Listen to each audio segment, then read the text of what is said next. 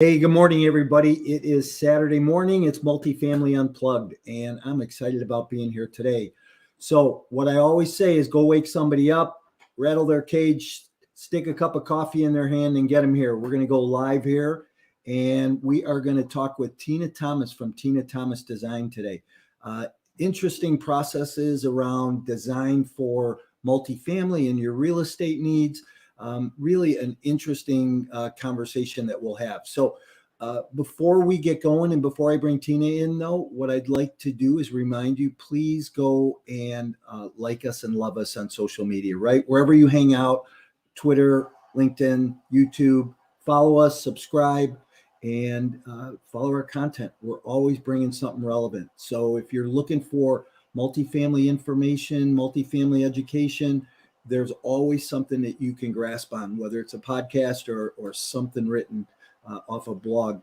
So I'm glad that you're here this morning. Looking forward to getting going. I'm going to bring Tina in and introduce her. Hey, good morning. Good morning. How are you? Good. How are you?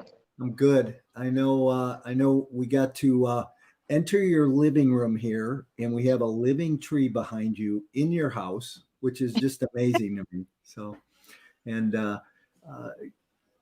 why don't you do this? Why don't you introduce yourself? Tell us a little bit about you, Tina, where, how you got in the space that you're in and a little bit about your background.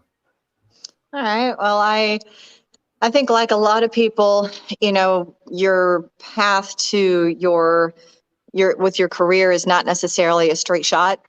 Sometimes it's zigzag, sometimes it's a full circle. Mine sort of is full circle.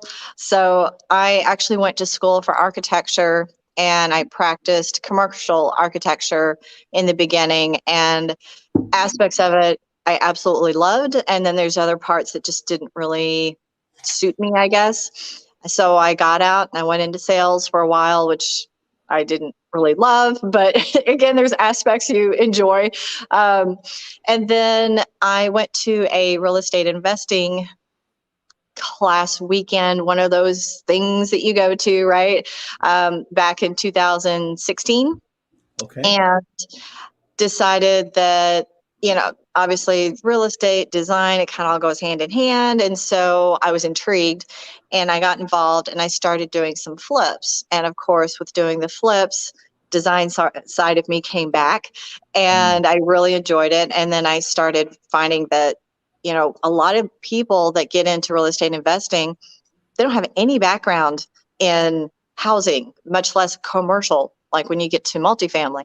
And so I started picking up clients because they would see what I was doing, and they didn't know how to do any of that. And so I just started picking that up to where now I still have some investments. I've got some new construction that will hopefully be starting this year. But outside of that, I apologize because I have dogs. I'm full 100% in the design side. And so I do a combination. I do single family, but honestly, most of my stuff right now is multifamily. I think there's just been a shift. I think people that have been in real estate investing for a while, they got in, they did a bunch of single families, which was great. And then a lot of other people started getting into single families, and then they started kind of moving into the multifamily sector. And that's kind of where my clients were going. That's where I went, which sort of starts bringing me closer back to where I started a little bit on the commercial side, because I do light commercials, well, like office spaces, but the bulk of my business is in multifamily. And I'm happy to be, I think, sort of back to where I should be. I joke that it took me long enough, but I finally figured out what I wanted to be when I grew up. And I'm excited for that. I just had to take the long way, back getting there. So that's what I do. It's always part of the journey, right? So, I mean, we all kind of go through that, I think. Hey, the dogs don't bother me. And just a quick story. I was a real estate sales agent for a number of years, and I can remember being on listing appointments. And one in particular, I'm on a listing appointment one night talking to the husband and wife about putting their house on the market and getting it sold. and they had two sets of twins, and the twins woke up and the other two were up, and they came out and they're sitting on my lap, and I'm holding them and I'm talking, and I said, sign there, sign there. So yeah, that stuff never bothers me. It's always kind of fun. So I was like, there's the little fuzz butt. You could probably, yeah, there we go. See her behind me. Little distraction, never mattered. So how do they interact with the tree? Do they? You know, we are lucky on that one because we actually have 3 dogs and 2 cats. We have a small zoo. Yeah. And they don't mess with the tree at all, thank goodness. Yeah. Noah's Ark. So I can relate to that. People in Texas seem to have that. You know, I told you about my daughter who raises pigs in West Texas. So goats, lambs, all kinds of stuff. It's crazy. But hey, listen, so here's what I want to know. What was the first real estate seminar you went to? You said that was back in 2016. Mm-hmm. Okay. So yeah. what was that? It was, you know, it's one of those you go for a day, then they got the weekend, and then after that you can be part of the program. Right. We did the whole gamut. Yeah. And it's funny because I don't regret anything that I've done.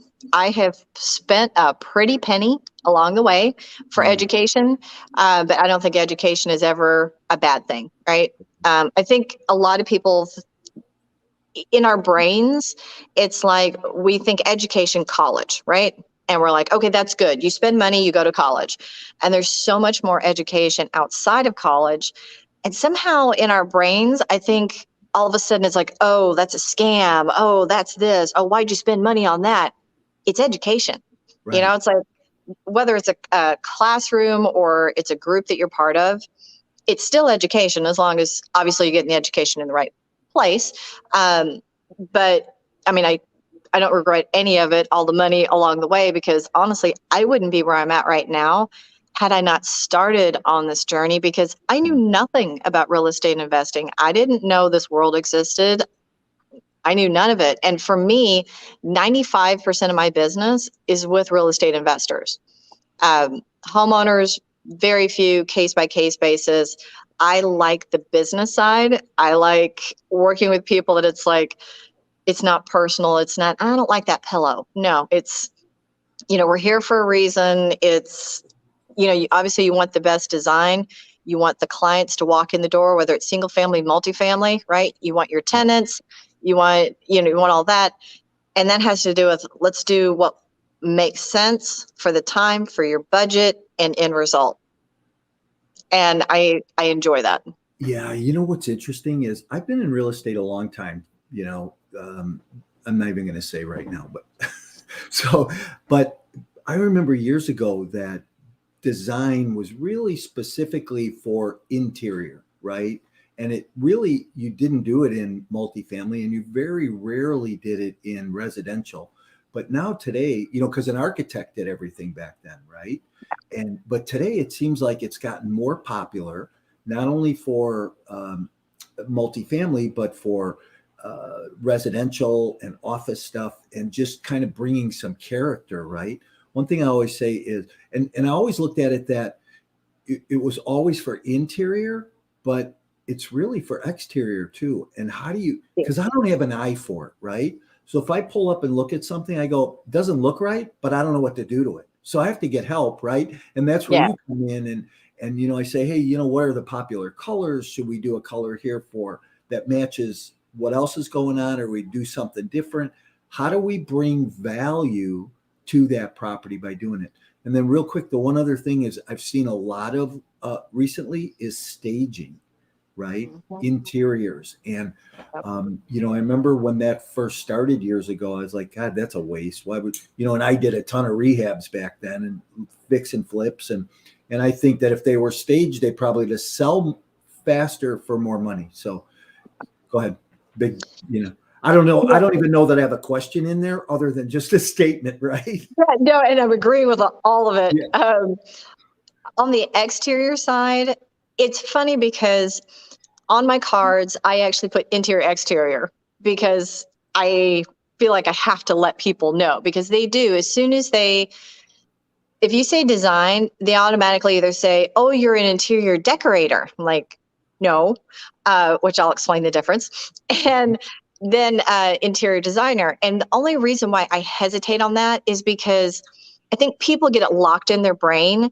When you say interior design, most people automatically think, oh, you go inside and you place the furniture and you do the paint and you make it look pretty, and I throw in the exterior because there's so much more to it than putting paint on the wall, and especially in multifamily. So one of my clients, he hadn't used anyone. He's just done the interiors. And what he found was he would definitely get people interested in photos for the actual individual units.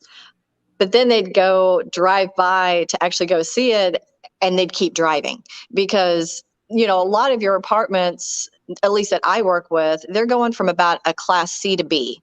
That seems to be a lot where the money's made. Sometimes you even start with D. Occasionally you're going up higher, but we'll call it C to B. So a lot of times, if you don't do a lot with the exterior or literally maybe change the paint color, it may look like you're still in the hood. Yeah. Even though it's a changing area, and you're trying to elevate it, if you're just making the interior look pretty, these are tenants. Their friends are going to stop by. They want to feel comfortable going home. And if you don't address the exterior, you're missing. I mean, you get a lot of people that are just like, yeah, I'm going to keep going. Yeah, and so it makes a huge difference. And the first project I did with them, I mean, the place went from it's night and day. And that's where he had his aha moment, when he saw the difference, because on that one, we did a little bit more than just paint. We added a few elements, nothing extreme, but definitely it made an extreme difference in the little things that we did. And after that, he was like, okay, from now on, this is the way we go. Became a believer, right? Oh yeah. And he's awesome. I mean, he's a huge advocate. Any events that I'm at with him, he'll always be like, you need to do exterior. Like this is super important, because he got to see the difference. Hey, here, do this. What's the craziest job you've ever done? Well, there's different versions. There's different crazies. How's that? Okay, good. I'll take a couple. One of them was actually a single family job that I did. It was a flip, and it was a hoarder house. And so I wasn't able to go inside before, we purchased it, but we knew it was like, okay, most likely it's a little scary in there. And the joke was, he said at the door, he goes, it's fine. He goes, you might want to change out the wallpaper, and there's a small leak in the ceiling. And then we got inside, and that small leak was 2 feet by 4 feet. And there was just like this plastic piece holding the water up. And it was missing a wall on the side of the house that we couldn't see. It was just gone. And it was hoarder to the ceiling. Had you bought it already? Yes. You had? Okay. Yeah. Like you bought it at an auction or something? No, I actually got it from him. He was an older gentleman that wanted to move so he could do his hoarding in private in another place. And he left everything? Oh, no. No. Took it with? It was quite the project. You had to handle him very carefully. He was 80 years old, and he was a veteran, but he walked with a walker, and in his walker, my dog's giving me her toy. In his walker, he would have his gun. And so at any moment, he would just have an off moment, and he's like, that's it. And it's like all the crew scattered because he didn't want this person there. He didn't want that person there. So you had to be very gentle with him. And we actually ended up hiring a lady that was on, it was a show called Hoarders. Yeah. And we actually hired her, because she's local, to be our go-between, because she knew how to talk to him. She knew how to calm him down so we could actually get our crew in there to do what they needed to do. And he did have some nice things in there, and we moved them. We put them in, the truck. We got him to a new place. But his clothes, which were to the ceiling, they were soiled to the point that when you picked one up, you kind of got a whole pile, you Oh, know? Yeah. And the guys would try to put that in the throwaway pile, and then he would come in and flip out, cuss at them, tell them how stupid they were. Don't you know that that's not junk and all this stuff? And you're just like, oh my God. wow, crazy. So, obviously people like that have a little something going on that others don't have going Yeah. on. It's kind of sad, but I remember one time going on an appointment to look at a building, to manage a building, and the woman who lived on the third floor was older, and to get up, it was a walk up, 3 flat, went up the stairs, and there was just enough room to walk up the stairs. Newspapers, boxes, all kinds of stuff piled up along the one side of the stairs, up 2 flights. And we got in the apartment, and I went, "Oh my God."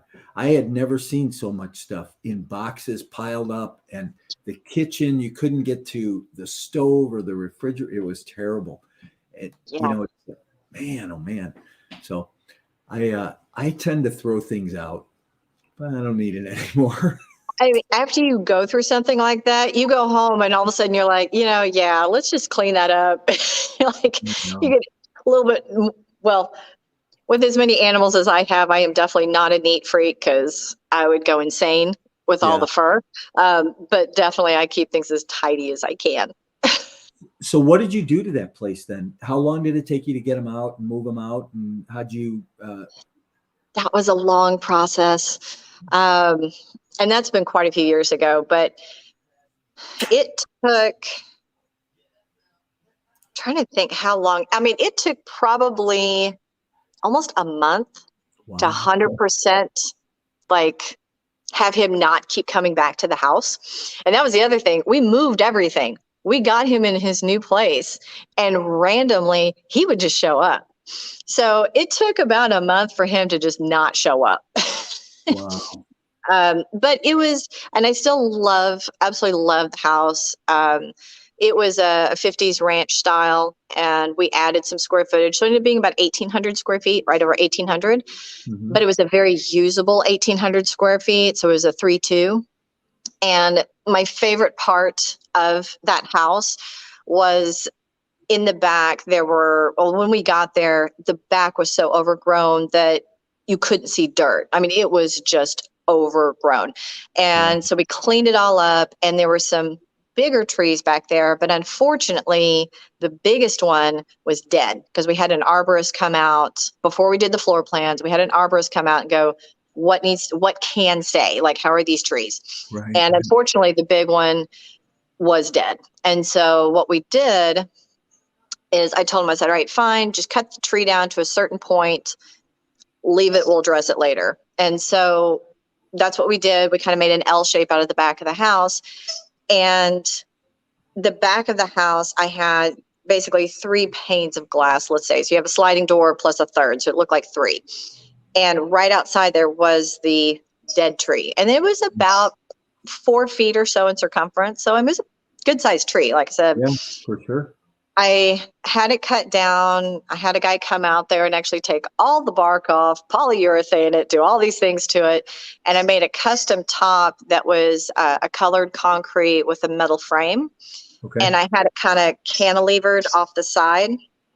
And that became a huge table for the outside that you could see from the inside. And it was just such a cool thing to see this tree trunk coming up with concrete around it, in this table. And I was able to actually be there for a lot of the, when we were selling it, I was able to be there when they had the open houses.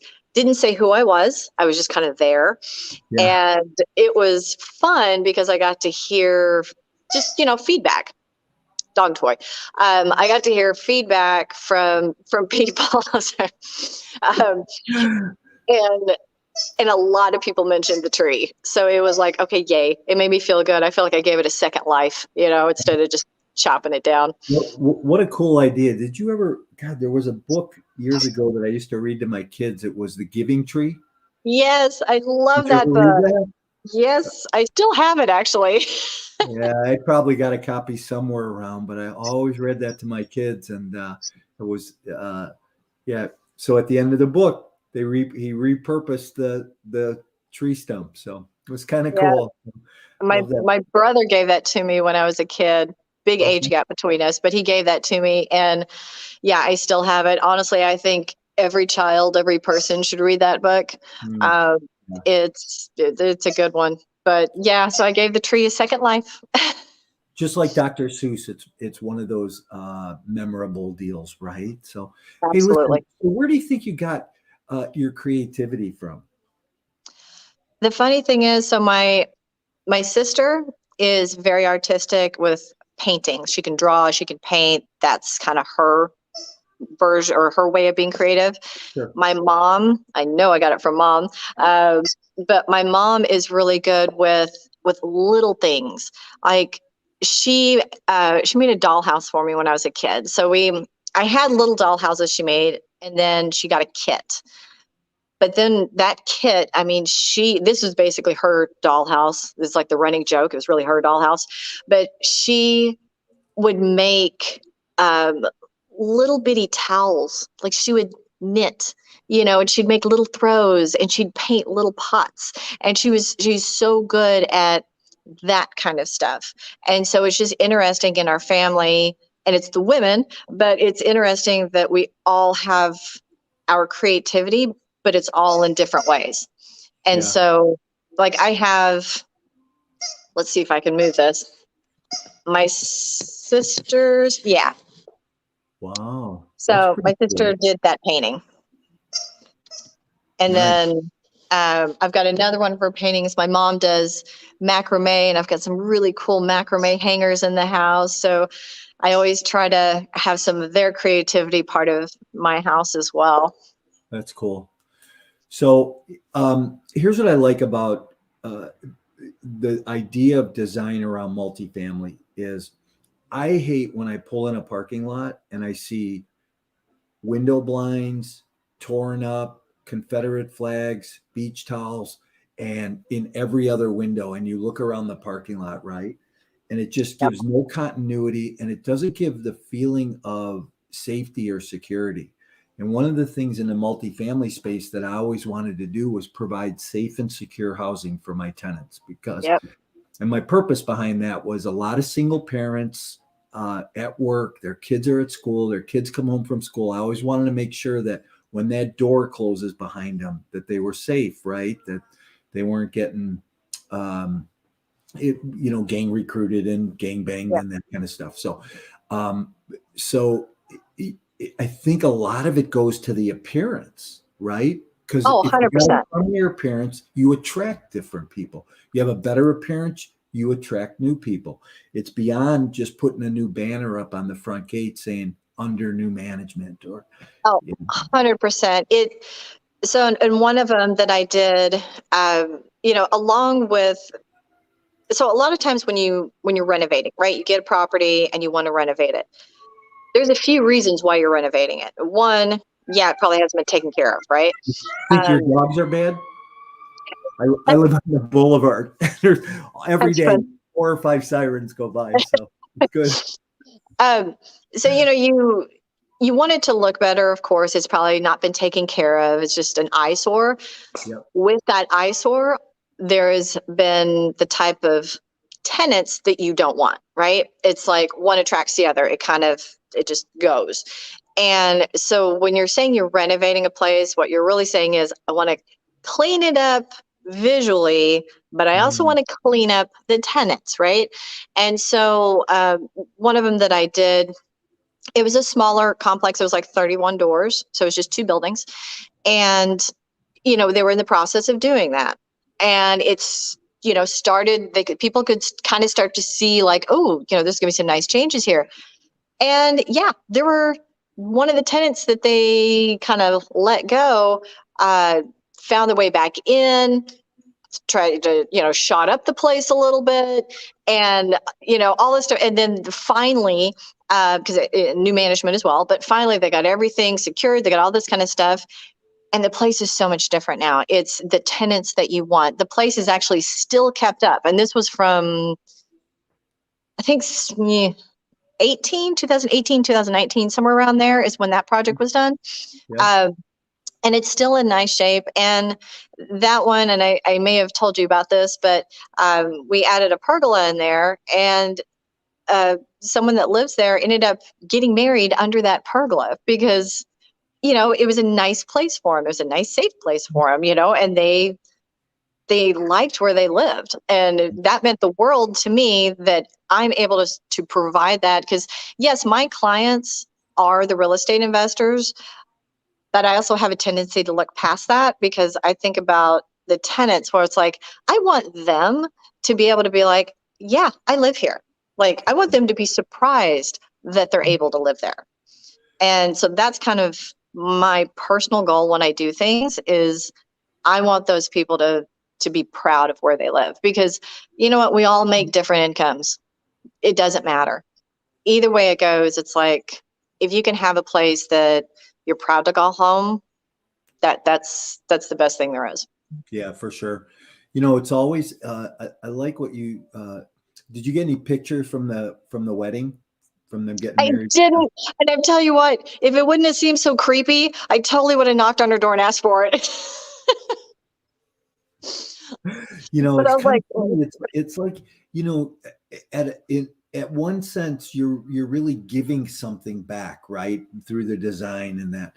So what are hot colors today? So when we're looking at exteriors on buildings, what are good color combinations? What are good colors for building exteriors? it's interesting because it does differ depending on where you live. Because Was it obviously, market driven? Is well, it? yeah, because I mean, like, if you think about it, if you're in Florida, if you're in even in Corpus Christi, if you're kind of like in the beach areas, they're going to have different colors than if you're, smack in the middle of Houston or Chicago or some other places. So when I work on projects that are not local, what I do is I look around the area and see, okay, what is going on in that area, like, there versus here. And then that's how I kind of start my color schemes. But around here, it's funny. A lot of things are, I guess you'd say, kind of earthy-ish, Okay. not boring, because I think, we've had all the years of, oh, let's do tan, let's do gray, and I think we've moved past that, thank goodness. We've There's moved one we've moved past gray. cool gray. So in general, colors have moved warmer. Okay. Not to say you're not going to see it, but in general, like especially with the interiors where everything was like this cool gray and white, yeah, that's past. Okay. And a lot of it is, with design, what I find interesting with design, it's not just, oh, what are the colors of the year, right? How do you get to those colors? Well, it has to do with life. And so the best example has been the last 2 years. People have been home a lot more than they ever have been, which actually has been changing some of the architecture of some of the single family homes as well. But in the color sense, because we've been home more, you have cool colors, you have warm colors. And when you say cool and when you say warm, it really does mean something in the sense that when you're in a space that has cooler colors, your whites can be cool and warm. Blacks can be cool and warm. There's different Right. ranges. And when you're in a cooler space, it doesn't give you the feeling of warm and fuzzy, right? Like, ooh, I want to curl up and I want to hang out here. It's just a different feeling. What And color does because, that? What what color color does it? gives the warm and fuzzy? Yeah. It's warmer colors. And I say that in general because Like the earth it, tones and yeah, a lot of the earth tones, and that's why, like this year, at least like with Sherwin-Williams, and I know some of the other ones, the color of the year is a shade of green, oh, and and people are gravitating towards it. I love green. I love plants, but it just gives you this. it's a feeling of cozy, and because we are spending more time at home, we want that, Yeah. just as humans. It's like you want to be in a space that you feel comfortable in. And thank goodness now people are understanding it doesn't matter if it's a house or an apartment, Right. someone lives there, right? And Hey, so so we're doing it for that as well. you said something interesting that because of spending the last couple of years at home, because of COVID and that, architecture's changing, Mhm. builders are changing designs in the residential sector. So what types of changes are taking place? What are they adding or taking out of homes that um, Well, go ahead. so, we've been in the era of open spaces, right? Mm. You walk in, ooh, let's open up walls, let's open up spaces, open concept, dog toy. Um, and um, she's relentless. She's an Australian Shepherd. Um, and although we still have sort of open concepts, because now we have the living room and the kitchen that are kind of together, Yep. what people have found after being home for 2 years is there's not a place where you can go do work. There's not a place where you can just shut the door and have these lovely barking animals and your kids and what have you. It's like I trained her to do that, on point. But it's like you need a space where you can do work. Right. And that's why you started to see renovations happening or people moving, because all of a sudden you're like, I can't live like this. Like there's no quiet space, there's no space. And so with some of the homes that you're seeing now, and like I said, it's renovations and some new construction, it may still have the open space between kitchen and living, but you are having other designated spaces for office, or something that can be closed off, and maybe not the whole first floor is completely open. We need that. We need some of those designated spaces that before we're just like, open, life's grand, right? So you're starting to Don't, see a little bit of that change. don't we call that a panic room? Could be. Yeah. I was out the other night with a few guys. We were at a networking event, and one of the guys is a big builder here in Chicago, and he's been in the business for years. And he said he just built his first custom home, and we were looking at some pictures. He was scrolling through some floor plans and pictures of the finished home, and the kitchen, behind the kitchen, he has a whole nother kitchen. So they're big entertainers. They love to cook, and so he built this. I said that's kind of like a panic room. He goes, well, we kind of built it for that, but then we decided why don't we use it? And so we built this additional kitchen, and it was really kind of interesting because you'd never know it was there, right? So it's like between these walls. It was really kind of an interesting concept. So, and I That's love cool. it. So Yeah, I mean, design, life, those things, they go together. And I think a lot of people just, they don't realize that. I mean, and honestly, why would you? If that's not your world, you're not thinking about it, right. but it really does. I mean, life dictates everything, right? Things that happen in life dictate everything. And when it comes to design and architecture, I mean, even if you don't have to know anything about architecture, you don't have to know anything about design, but I guarantee you can walk in a space and you love it or you hate it. So You may let me not be able to say why. right. Exactly. That's what I said about, walking in and going, God, I just don't like this. Right. But Mhm. let me ask you this. So if I come to you to do a design on a multifamily property, do Mhm. you, is there a series of questions you ask me? Cause I'm just the owner operator. I'm not going to live there. Right. Or is it something that you take on yourself and you have a process that you go through? How does that work? I I always ask lots of questions because every client's different. And I might see, what makes sense there, Hmm. but that may not be either in their budget, it may not be in their goals of what they want to do. So I always ask first, kind of like, okay, here's your property. what are you looking to do to this? Like, are you wanting to change classes? Are you wanting to stay in the same class but clean it up? And I just, and then I ask other questions like, have you thought about amenities? About adding amenities, what's there now? And I mean, just question from the get-go. And then I also ask about the interiors, because honestly, a lot of what I do on apartments is the outside, because I should say initially. So when I Okay. first get a client, a lot of times they hire me because they need the outside. They don't know what the heck to do.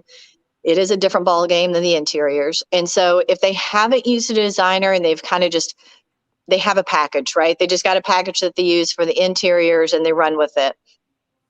They can usually get away with that to a certain point, but they don't know what to do with the outside. It is a different beast.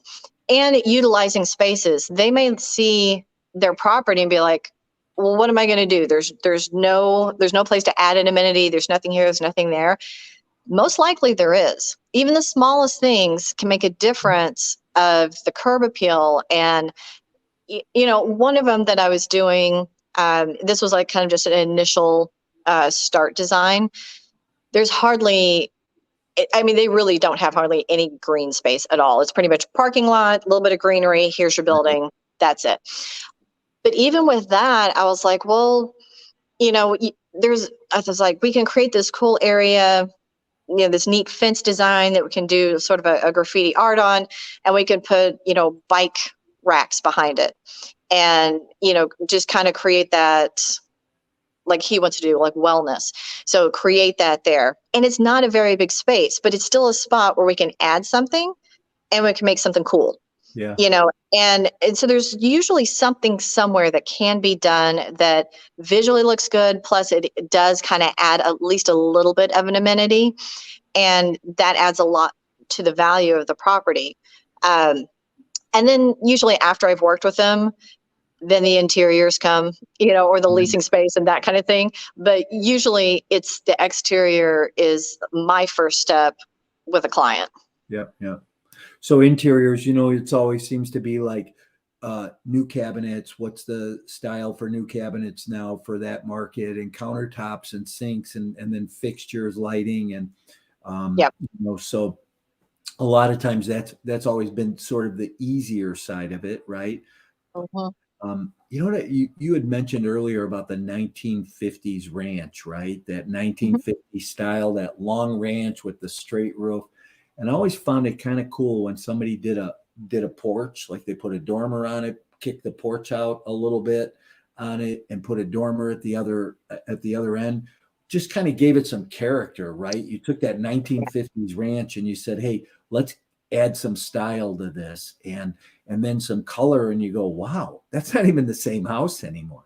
And a lot of it actually is the three-dimensional part. So on some properties, there's just not a budget and we're pretty much painting. But if there's any room at all, I usually like looking, and this is from a multifamily standpoint, Right. I usually like looking at it going, okay, what can we add for interest? Give it depth if it doesn't have depth, add some character where it doesn't have character, because those little things that you can do in addition to the paint, that's what changes it from, oh, they painted it, to, oh my gosh, that's a completely different place. Yeah, right. You know? Yeah. So, and I mean, I understand budgets. Like I said, this is a business.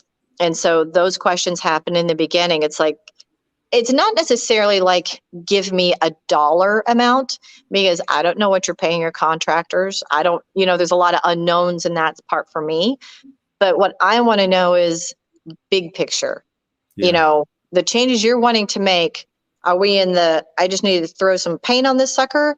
Are we, no, we need to make a bigger difference? Are we going all the way? Like, I kind of need to know ballpark Sure. where you want to go with this. Yep. And then the design process starts. Yeah. So, Interesting. So really it comes down to question and answer, because, I think, even though you're not going to live there, me, an operator, right? I'm not going to live on the property. I still have an idea of what I think it should look like. And I think right. most people that I associate with in the space are kind of the same way. They know, hey, I want this to look this way or be different. And it's interesting to see some of those processes happen. So let me ask you this: Are you still? Do you still have any real estate investments? Are you investing in real estate these days, or? The only thing I have right now is I've got some new construction that, fingers crossed, will happen this year. Okay. And those are single family. So there's two different, one has 20 houses, one will have five. Okay. So that's the only thing that I've got on the investment side. I've been so focused on design that I just Yeah. haven't even gone that direction. So you're So doing some ground up development, and is that by you or somewhere else? I have a couple partners on that side for the Okay. real estate investing. Yeah. So it's the three of us that are doing that. Nice. Good for you guys. Yeah. Awesome. Yeah. And are you putting some new design concepts in that new construction stuff for? Uh, So I didn't do the floor plans because I was like, I just didn't want to have to dive in all the way. So I was like, tell you what, we worked with a couple different architects to get the floor plan. And then once we got the floor plan, of course, then I have to do my tweaks to it, yeah. you know. And so I've done that. And on the one with the 20 houses, um, I'm really excited about that one because I have a different concept for that community. Okay. Not going to say yet, but I'm very excited about it. It'll just be nice to finally see it happen because it's been up here for quite some time, um, and it'll be kind of for a lot of people it'll be like their first home. So it'll Sure. be between 1,500 to 1,800 square feet, three twos, and probably selling in the 300s around there, something like that. Um, in a really good location, and I've just got some fun things that I'm going to be adding to it. So I'm real Good. excited. I can't wait to hear more because I love fun things. So, hey, let's. So, a couple questions I always like to ask my guests as we get close to the end, and they're just some fun questions. So, tell me. I know that you've been across the country a couple of times, and tell me the best tourist attraction that you've ever been to. Oh gosh. Actually, what's funny for me is I'm all about nature. Okay. So when I travel, I typically try to not be in a city. All right. So for me, it's more about getting out in the green area and that kind of thing. Um, I will say one of the areas, so I used to live in Denver, Yep. and I would go up to the mountains for work, and I would make sure that I had enough time sometimes to, like, on the way back, go over for a hike kind of thing. And there's a place, God, now let's see if I get the name right. Falling Rock, I think is what it's called. But Okay. it's on I-70 as you're going out to the mountains. And it's not a big hike. I mean, it's like maybe a mile up, mile down. Not a big hike at all. Yeah. But it is so pretty. It is such a neat, neat little space. Like if Yeah. anyone's ever out there, it is definitely a spot you want to take the time, you want to hop on over. And it's this trip, and I mean, every level of hiker or health should be able to make it. Just some will do it quicker than others. But my biggest thing on any hike that I go to, anything like that, it is the journey for me. It is not the destination. And I love taking photos. And so when I would go out, I would always bring my macro lens and I'd really hone in on like some of the cool little details that nature provides. Yeah. And you go up and there's just like these cool waterfalls that'll come out of nowhere. And I don't mean like the big waterfalls, just like it's trickling through things. Oh. But when there's enough rain, it's a pretty good trickle. And I took a photo of that. It literally looked like it was fake. Like it did Hmm. not look like a real photo. It was so beautiful. And people miss this. Like literally I'm walking and then I showed someone the picture and they're like, "Where's that from?" I'm like, "It's right back there." People just don't see these things. And then there was a little baby bear that came hopping through, of course, cute. And then you get moving because mama's bear is going to be close by. But anyway, so you've got these neat little things. And then when you finally do get to the top of where you're going, there's this little lake, Hmm. pond. It's really a pond, but we'll call it a lake. And I don't know why it reminds me of the Goonies, way back when, the movie The Goonies. But it's just this neat little lake that's so pristine. Like you don't get in it, no one's supposed to get in it. it's crystal clear, but just the surroundings and everything, Yep. it's a moment. You know what I mean? It's like you get there and you're like, wow, you would never know that was up there. And that's always been one of those places that anytime I'm out there, I make a stop. I go there. Anytime I had friends visit, family, I would take them out there. And it was, I don't know. I mean, nature clears my head. That's the only way I know how to meditate. I'm horrible otherwise. I can't do yoga. Can't do yoga. Just the whole clear the mind. I'm horrible at it. But you get me out in nature, I'm good to go. That's my Nice. place. What's really cool is you kind of painted a picture, and I'm a big picture guy, right? I want to be able to visualize something. So like even when you tell a story like you just did, to be able to paint that picture for somebody, right? So somebody can really visualize. I could visualize, seeing these little waterfalls and getting to the top and the lake. And so did a good job. Very cool. Hey, what's the best book you ever read?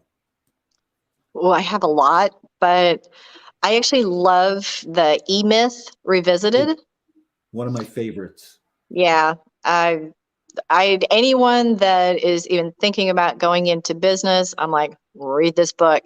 Yeah. And then read it again. Yeah, that's one of my favorites. Probably time for me to read that again. It's been a few years, but the E-Myth Revisited. And what I always like about what Michael Gerber said in there was that, when you go into a business doing what you do, you're basically a technician, right? You'd be better off to be a carpenter opening a veterinarian clinic or a veterinarian open a construction company because you don't know anything about the business and you wind up working in the business versus on the business.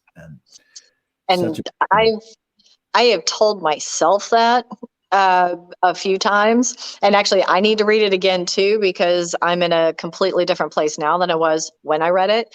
Yeah. And it still is in my head enough to where when I'm doing certain things, I refer back to the book in that way. Like, you're in your business. Like, you got to be able to stand back. And I think that's one of the, I'd say, challenges. And it doesn't mean design. It's even as a real estate investor, some people do it on the side. Some people are like, that's it. I'm all in. I'm doing real estate investing, right? This is now my business.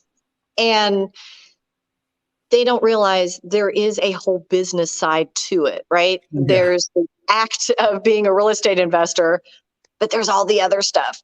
And all that other stuff is super, super important, right? It's not just, oh, when I get to it, I'll figure this part out. It's like, right. You really got to figure this stuff out. And I think one of the things that is lacking in a lot of these, in the learning how to do real estate and that kind of thing is, I think it's great if their purpose is to teach you how to do real estate investing, but they also at least need to mention is, okay, if you're going to do this, if you're going to be all in, right? This is now my career, this is my business, then hold up.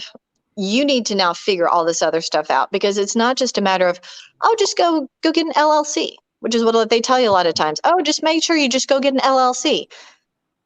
And, it's like, that's a drop in the bucket of what you need to know. It's like, I've got a bookkeeper that I meet with usually once a week. Not always, but obviously at certain times, once a week. And she is so good. She's not the average bookkeeper, but she is so good on giving me heads ups on things like, hey, think about this before you do this. Hey, wait a minute. We need to make sure that we're doing it this way, not that way. And then, of course, I have my CPA, but she's been so good to help me think as a business owner, not a designer that has a business. Right. Her job is to get me to think as a business owner. That's not a hat that I've worn before. That's not a hat that I was taught in school. And so you got to find your resources, right? And she's been awesome at it. And she really has me looking at things differently, even how I spend money, how I'm doing things, like all these little things. It helps your bottom line, first of all, when it comes to taxes, but it gets you thinking like a business owner. Exactly. And it's a different world. Yeah, it's interesting. And boy, you just said so much there. I mean, we could probably do a whole nother podcast just on that last little bit you talked about, because, so many people think just because they opened an LLC or they filed for their LLC, now they're, in business. And, listen, I've been an entrepreneur for a long time, long before it was sexy or the chic thing to do. Right. And, now it's like everybody does it, Mm-hmm.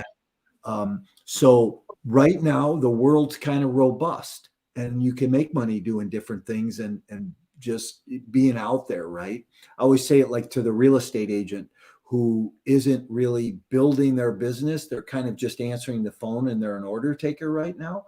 What's going to happen when the market changes? Because it's going to change here shortly. So when it does change, have you been building into your business to grow it? So I should have you back. We should talk about that whole conversation because I think that you and That I is have a whole, yeah. yeah, you and I think you have a lot of the same opinion about that. So, hey, it's been great. So glad that you were here. Grateful that you spent the time with me this morning and my listeners. How do people get a hold of you if they want to talk to you about business or design or whatever? So I'm a little bit of everywhere, right? So I've got my website if you just want to kind of look at some of the stuff I do, and that's tinathomasdesign.com. nice. Of course, the rest of my information will be there, but email is also tthomas@tinathomasdesign.com. Try to keep it simple. And I'm on LinkedIn as well. I try to post in multiple places. I do check them. So, if you shoot me a message, whether it's on LinkedIn or my email, I should get back to you fairly quickly. I'm pretty good about checking those. And then, if you're like, hey, I have something right now, put that in the headline. Just, put in there as like, look, I need help now. And that way I can see it and I can make sure I can get to that really quickly as I see it pop up in my email. Nice. Tina, thank you so much for today. I appreciate you and appreciate you taking the time out of your day and to spend it with me. You want to hang out with me backstage real quick for a minute? Absolutely. Say goodbye. I'll be right there.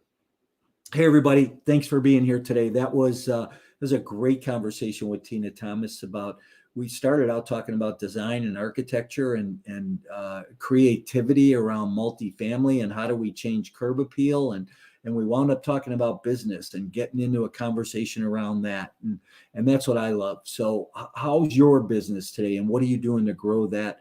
How can we add value to your world around that? So listen, if you want to get a hold of Tina, it's tthomas@tinathomasdesign.com, or you can, if you can't figure that out, go ahead and direct message me and I'll get you the information, and it'll be on our website also. So glad you're here. We're here every Saturday morning, 10 o'clock Central Time. Multifamily Unplugged. We usually talk about something around the multifamily space. Bring somebody on that is a lot smarter than me and bring some better creativity and ideas to the table. So make sure that you follow us on social media: Instagram, Twitter, LinkedIn. We're on Clubhouse twice a week, Mondays and Tuesdays at 2 and 3 o'clock. And look forward to seeing you somewhere this week in another space where we can bring you some value. Have a great weekend, everybody.